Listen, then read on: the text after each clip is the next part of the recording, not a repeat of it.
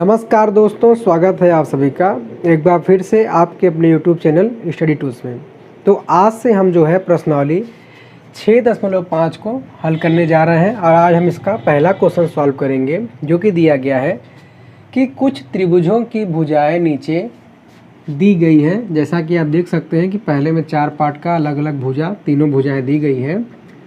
में निर्धारित कीजिए कि इनमें से कौन कौन से त्रिभुज समकोण हैं, और यदि है तो इस स्थिति में कर्ण की लंबाई भी ज्ञात कीजिए।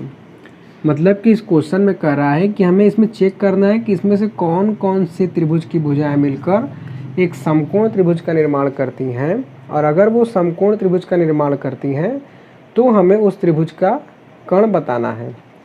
ठीक है, तो सॉल्व करने से पहले जैसा कि हम लोगों ने 3 प्रमेय पढ़ा था समकोण त्रिभुज के आधार पे, वो जो आधारित था किस पे, आपको शायद याद भी होगा कि वो आधारित था किस पे, पाइथागोरस प्रमेय पे, पाइथागोरस प्रमेय पे। तो दोस्तों आज के क्वेश्चंस में हम इसी प्रमेय का यूज करेंगे।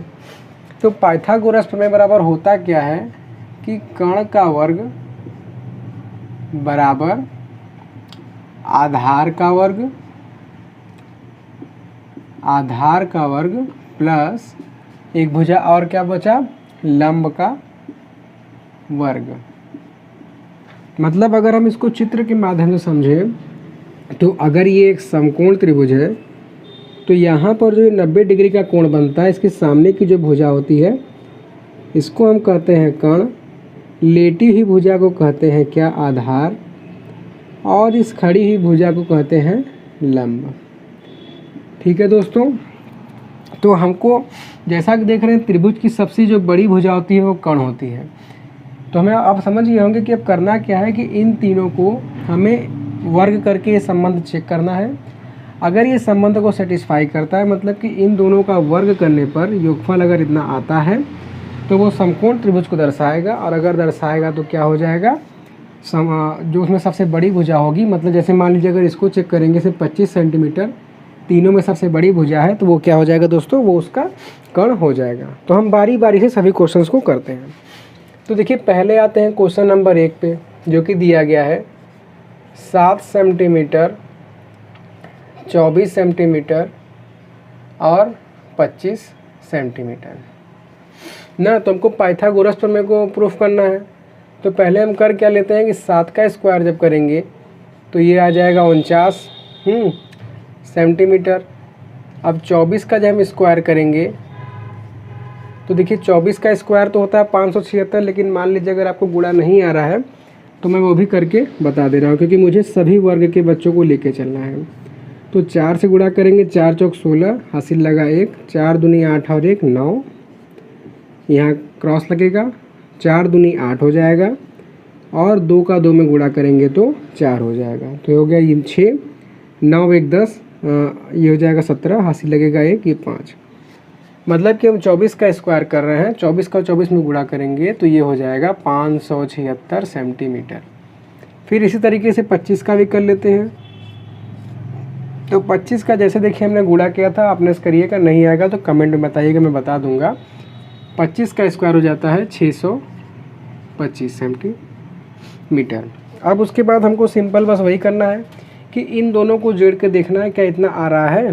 तो देखिए जब इसको हम जोड़ेंगे 576 प्लस कितना हो जाएगा, ये 49। तो देखिए इसको हम जोड़ते हैं तो क्या हो जाएगा, 9 6 15, कैरी आया 1, मतलब हासिल आया 1, 7 और 4 11, और जो एक हासिल आया था वो जुड़ के हो गया 12। अब एक हासिल आगे आ गया तो 5 और 1 6 हो गया। तो इस तरीके से देख रहे हैं कि दोनों भुजाओं के वर्गों को जोड़ने पर ये 625 के बराबर आ रहा है। अर्थात कि हम लिख सकते हैं यहाँ पे कि 25 का वर्ग बराबर कौन कौन सा, 24 का वर्ग प्लस 7 का वर्ग। तो ये स्थिति पाइथागोरस प्रमेय को सिद्ध कर रही है। तो इस प्रकार हम कह सकते हैं कि यह एक क्या है दोस्तों, समकोण त्रिभुज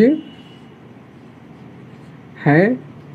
और जैसा क्वेश्चन में कहा है कि समकोण त्रिभुज है, तो इस स्थिति में कण की लंबाई, तो मैंने आपको जैसे बताया जो सबसे बड़ी भुजा है वो कण होती है, और यहाँ सबसे बड़ी भुजा 25 सेंटीमीटर है, तो यहाँ पर हो जाएगा कण की लंबाई बराबर 25 सेंटीमीटर। तो आशा करता हूँ कि आप अच्छे से इस क्वेश्चन को समझ गए होंगे। एक बार इसका भी स्क्रीनशॉट ले लीजिए, फिर मैं आपको अगला भी सॉल्व करा देता हूँ। ठीक है दोस्तों, तो अब हम आते हैं अगले पे, दूसरे पार्ट पे।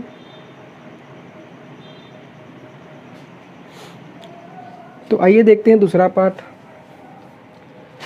तो देखिए दूसरा पार्ट जैसा कि दिया गया है 3 सेंटीमीटर, 8 सेंटीमीटर और 6 सेंटीमीटर। तो पहली भुजा 3, या देखिए जो बड़ी भुजा उसका पहले कर लेते हैं। तो 8 का जब हम यहाँ पे स्क्वायर करेंगे तो 8 का वर्ग करने पर आएगा 64 सेंटीमीटर, है ना।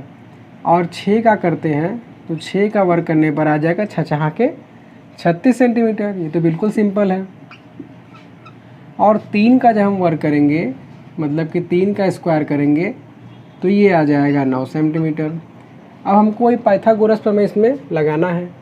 तो तीनों में से जो बड़ी भुजा होगी, अभी इसको कण मानते हैं, तो ये 8 होगा, तो इसका स्क्वायर हमने किया 64। अब हम देख रहे हैं क्या इन दोनों को जोड़ने पर 64 आ रहा है, मतलब कि 6 का स्क्वायर जो कि 36 है और 3 का स्क्वायर जो कि 9 है। तो देखिए आप चाहें तो जोड़ भी सकते हैं, या ऐसे भी देख लीजिए कि ये 36 है, अगर इसमें हम एक और जोड़ देते तो 10 हो जाता, तो 36 और 10 46 होता, जबकि यहाँ दिया है 64। तो मतलब कि ये इस स्थिति को नहीं दिखा रहा है, मतलब कि ये इसके बराबर नहीं है। अब बराबर नहीं है तो हम लिख देंगे कि ये समकोण त्रिभुज नहीं है। और जब समकोण त्रिभुज नहीं है तो इसका कर्ण निकालने की ज़रूरत नहीं है। जब भाई समकोण है ही नहीं तो कर्ण होगा ही नहीं, जाहिर सी बात है। ठीक है, तो अब हम आते हैं तीसरे क्वेश्चन पे। तीसरा क्वेश्चन जैसा कि दिया गया है 50 सेंटीमीटर, 80 सेंटीमीटर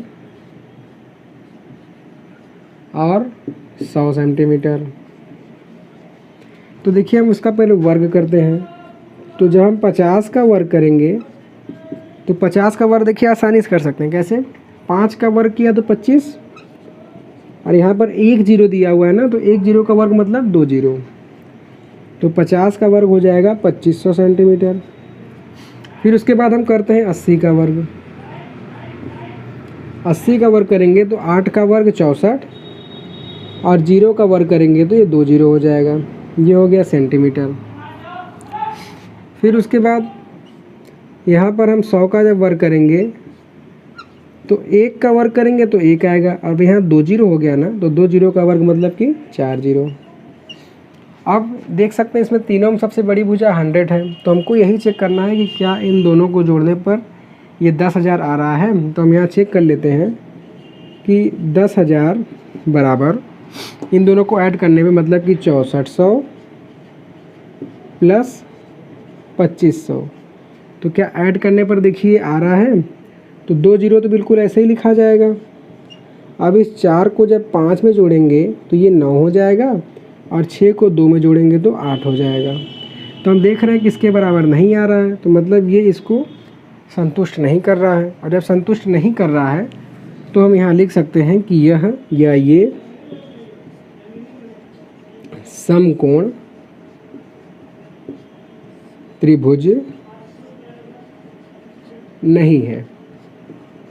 और जब ये समकोण त्रिभुज नहीं है तो इसका कर्ण भी नहीं होगा, और कर्ण नहीं होगा तो मतलब हमको ज्ञात करना नहीं है। तो इस तरीके से तीसरा क्वेश्चन भी हो गया। अब हम आते हैं चौथे क्वेश्चन पे, जो कि यहाँ दिया है। तो इसके लिए मैं इस फिगर को यहाँ से मिटाटा दे रहा हूँ। तो देखिए चौथे क्वेश्चन में यही हम कर रहे हैं। भाई जब हम 13 का जब वर्ग करेंगे तो 13 का वर्ग सिंपल होता है, 13 का पहाड़ा 13 बार पढ़िए। जैसा कि 13 का पहाड़ा 10 बार पढ़ते हैं तो आएगा 130, और 3 बार पढ़ते हैं तो 13 3 39, तो ये 9 6 1, ये हो जाएगा 13 का वर्ग बराबर 169 सेंटीमीटर। फिर इसी तरीके से हम करेंगे 12 का वर्ग। तो 12 का पहाड़ा 12 बार पढ़िए, 12 का पहाड़ा 10 बार पढ़ेंगे तो 120, और 2 बार पढ़ेंगे तो 24। एक तरीके से आपको 20 तक याद होना चाहिए मिनिमम, ठीक है, इसलिए मैं आपको गुणा नहीं बता रहा हूँ। तो ये हो जाएगा 144 सेंटीमीटर। और 5 का तो बिल्कुल ही सिंपल है, 5 का वर्ग आ जाएगा 25 सेंटीमीटर। अब अगर ये समकोण त्रिभुज होता तो सबसे बड़ी भुजा कर्ण होती, मतलब ये, तो हमको यही चेक करना है कि क्या इन दोनों को जोड़ने पर क्या ये आ रहा है। तो हम देख रहे हैं कि 169 इज इक्वल टू, जब इसको ऐड करेंगे 144 को और 25 को, तो इन दोनों को ऐड करने पर 169 तो आ रहा है। तो इसका मतलब क्या हुआ कि ये जो 13 का वर्ग है वो बराबर है किसके, 12 के वर्ग और 5 के वर्ग को। तो मतलब कि ये पाइथागोरस प्रमेय को संतुष्ट कर रहा है। तो संतुष्ट कर रहा है तो हम क्या लिखेंगे, अब मैं लिख नहीं रहा हूँ, बता दे रहा हूँ कि यह एक समकोण त्रिभुज है। और समकोण त्रिभुज है तो जो बड़ी भुजा होती है वो कर्ण होती है। तो इसका जो कर्ण हो जाएगा, इसका जो कर्ण हो जाएगा वो हो जाएगा 13 सेंटीमीटर। बहुत ही सिंपल सा सवाल था, पहले ही में आप लोग समझ गए होंगे, लेकिन जिसको नहीं आता उसके लिए मैंने चारों का हल कर दिया। तो आशा करता हूँ कि आप लोग समझ गए होंगे। आप चाहें तो एक बार इसका स्क्रीनशॉट भी ले सकते हैं अच्छे से, ठीक है। तो नेक्स्ट वीडियो में हम क्वेश्चन नंबर 2 को सॉल्व करेंगे, ठीक है दोस्तों। तो मिलते हैं अगले वीडियो में। इसका जो है लाइव सेशन 11 बजे चलता है, आप चाहे तो अगर कोई डाउट हो तो उसमें पूछ सकते हैं। सो थैंक्स फॉर वॉचिंग, धन्यवाद। चैनल को अधिक से अधिक सब्सक्राइब करें।